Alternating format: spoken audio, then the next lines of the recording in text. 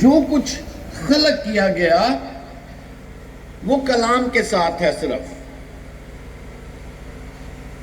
اگر ہم پہلی آیت دیکھیں تو اس میں لکھا ہے کہ خدا نے ابتدا میں زمین اور آسمان کو پیدا کیا اور خدا کی روح پانیوں پر جنبش کرتی تھی، اور پھر لکھا ہے کہ خداوند نے کہا روشنی ہو جا، اور روشنی ہو گئی.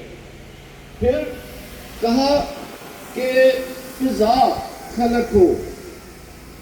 5 دن میں جو کچھ خداوند نے کہا وہ خلق ہو گیا، یعنی کہا اور ہو گیا.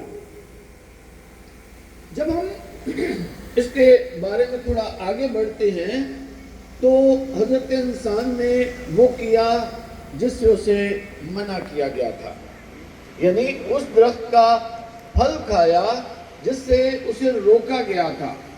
اور جب یہ کام کیا گیا تو نتیجتاً انسان اور خدا میں ایک دوری پیدا ہو گئی. وہ دوری کا سلسلہ چلتا رہا کیونکہ انسان نے خطا کہیں بلکہ حکم توڑا. اور میں اکثر یہ کہتا ہوں کہ باقی جو گناہ ہے دنیا میں وہ اس کا اثر ہے یا پھل ہے. بنیادی گناہ خداوند تعالیٰ کے حکم کو توڑنا ہے. جب جدائی پیدا ہو گئی تو پھر اسی کتاب کے 3 باب میں خدا نے ایک وعدہ کیا کہ میں عورت کی نسل سے ایک انسان کو پیدا کروں گا.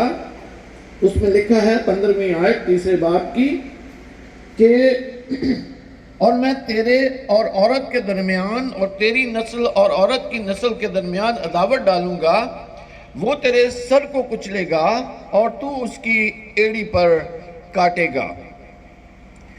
اب منصوبہ دے دیا گیا.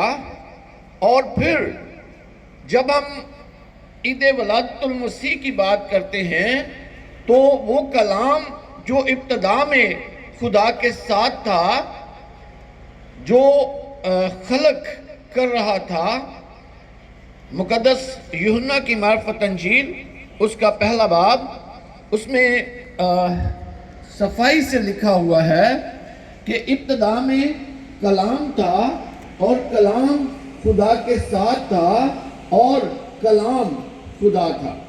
بڑی کلیئر کٹ سٹیٹمنٹ